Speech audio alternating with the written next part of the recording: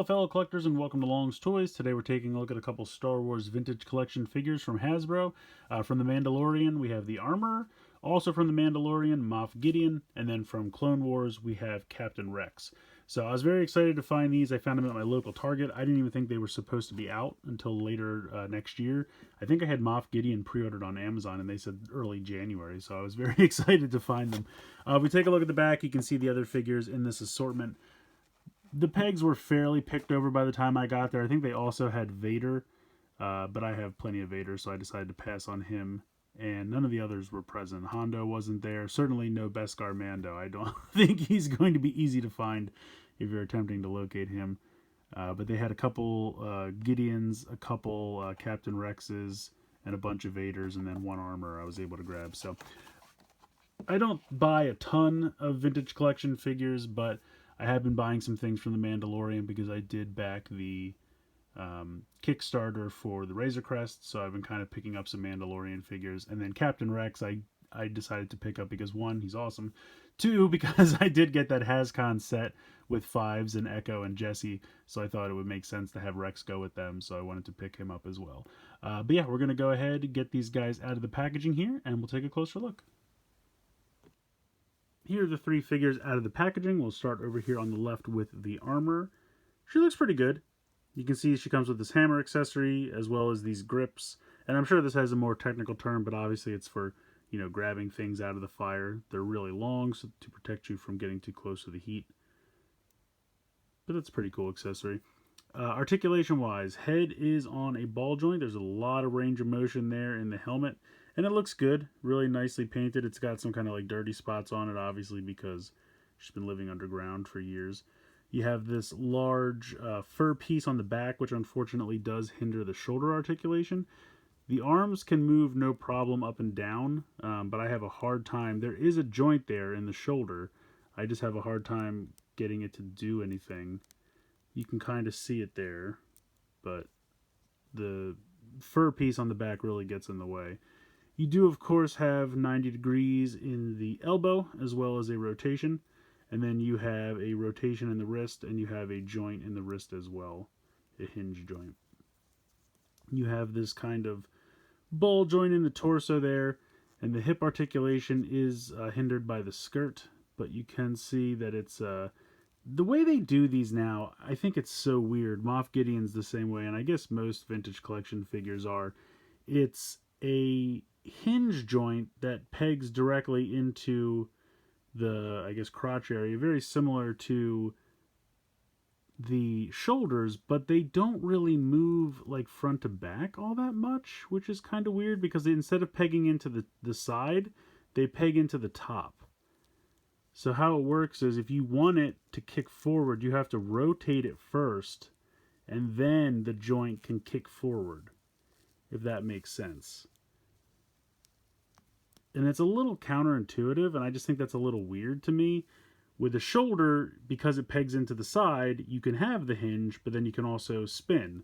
Well, because this pegs into the top, you have to like align the hinge, and then you can bend at the hinge. So it's a little weird to me. I would rather, I guess it's because this piece would be too small, that's why they can't, but they could just do like a barbell across. I don't know why they don't just give these ball joints. Just do a barbell across and give them a ball joint. That's what I would prefer, but you do have a thigh swivel as well. Let's see if I can get this to go. There you go. You have the thigh swivel there. You have a knee joint and a rotation, very similar to the elbows. And then you have a hinge and a kind of side-to-side swivel in the ankle. So you do have a lot of good articulation in these. I just always think the way they handle the hips are weird because they're just a little counterintuitive to me. You can't just bend you can't do a 90-degree like sitting position without really moving things around. And it's just not super intuitive, which I think is a little strange. But overall, the armor is pretty cool. I like the accessories, although she doesn't really hold these very well because they're a little too thin, I guess. But she looks good. Unfortunately, the fur piece on the back does hinder the shoulders, and the skirt piece does hinder the hips. But she does look pretty good. I'm just going to set that down because otherwise it's just going to keep falling out. Next up, we have Moff Gideon, and you can see I kind of have him in a weird hunching position because, again, I just can't get them to stand all that much. I don't know why. I love his cape, though.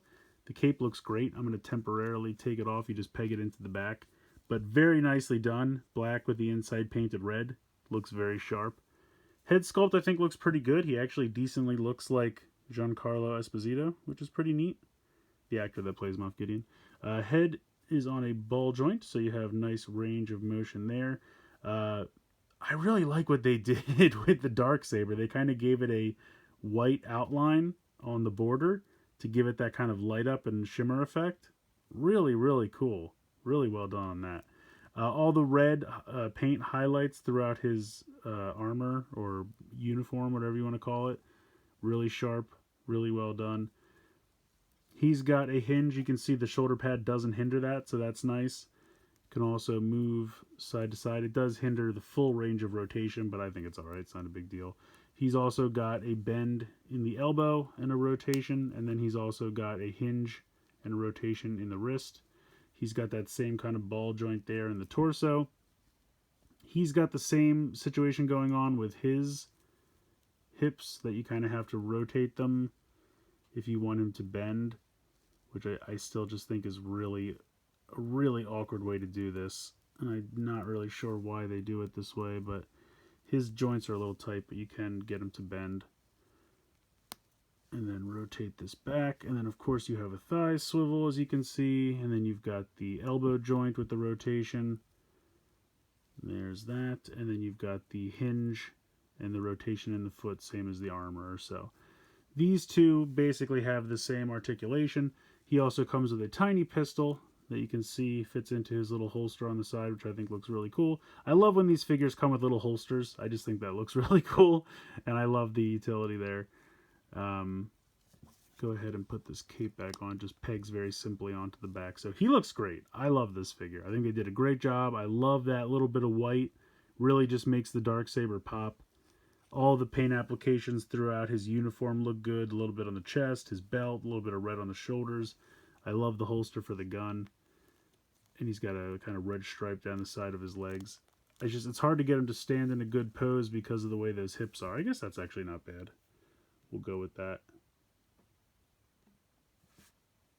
Last but certainly not least, we have Captain Rex. Now, this must be a reissue of an older figure because right off the bat, he's got normal hips. They are not any kind of ball joint. They are old school 5 POA hips. I kind of don't mind them. It's very normal and intuitive, and they just bend. And I don't have to struggle with them. It's kind of nice. But he does still have a bend in the knee and a rotation like we're used to. And then he's got the hinge and the swivel. Actually, does he have a swivel? No. Well, he's got a little bit of... No, he's got like side to side. And then a hinge in the ankles. He has got shoulders that are pretty good. Not a ton of motion there, but they can hinge out to the side. They have a full rotation around. And then you have normal elbows with a rotation. And then you have a hinge and a swivel. So he's got to be like early days of vintage collection. He's got a ball joint for the head, which is nice. Now, unlike that HasCon exclusive pack of the 3 clones from the 501st, they had heads underneath and helmets you could take off. He does not have that. He cannot remove the helmet, but he still looks good. I mean, there's a lot of nice paint applications.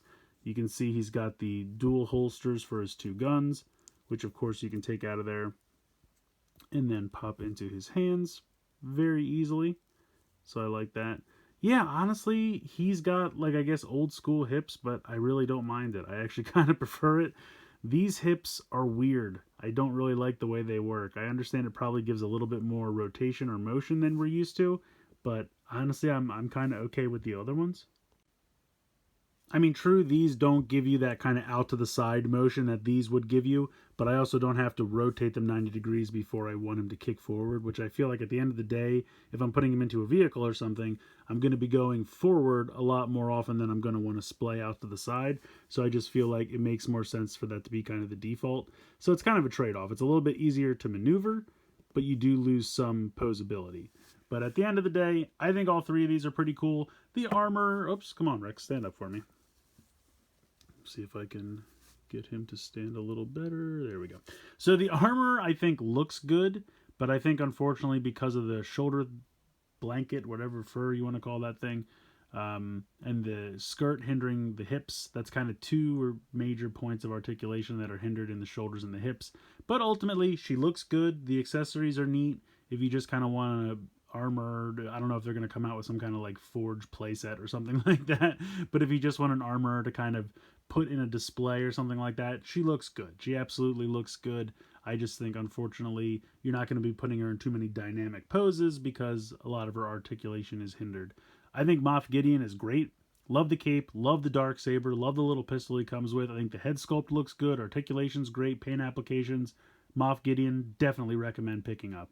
And then with this Rex, it must be a reissue of an older figure because the articulation is definitely different, and it doesn't have a removable helmet with a head underneath, but I still think it's a cool figure. I believe one day, because a lot of people complained that this was just the older figure, and it doesn't have the removable helmet, that's something Hasbro is definitely keeping in mind for whenever the next time they redo Rex. So if you want to just wait, if you want to just not pick this one up and decide to wait for the one that has the head underneath with the removable helmet, you could do that. But in the meantime, if you never had a Rex in the vintage collection, I think this is a pretty nice figure to pick up and just have until they eventually redo them, which I'm sure they will eventually do.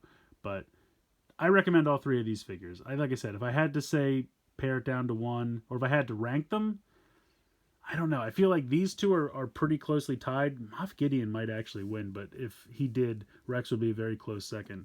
I think the armor, unfortunately, just because of all the hindering articulation, would be my least favorite of the three, but aesthetically, she looks fantastic. Like, the helmet looks good, the accessories look good, the detailing and the paint applications and articulation, it's all pretty good. It's just that the shoulder and hips are hindered by the, garb, I guess we'll use that term.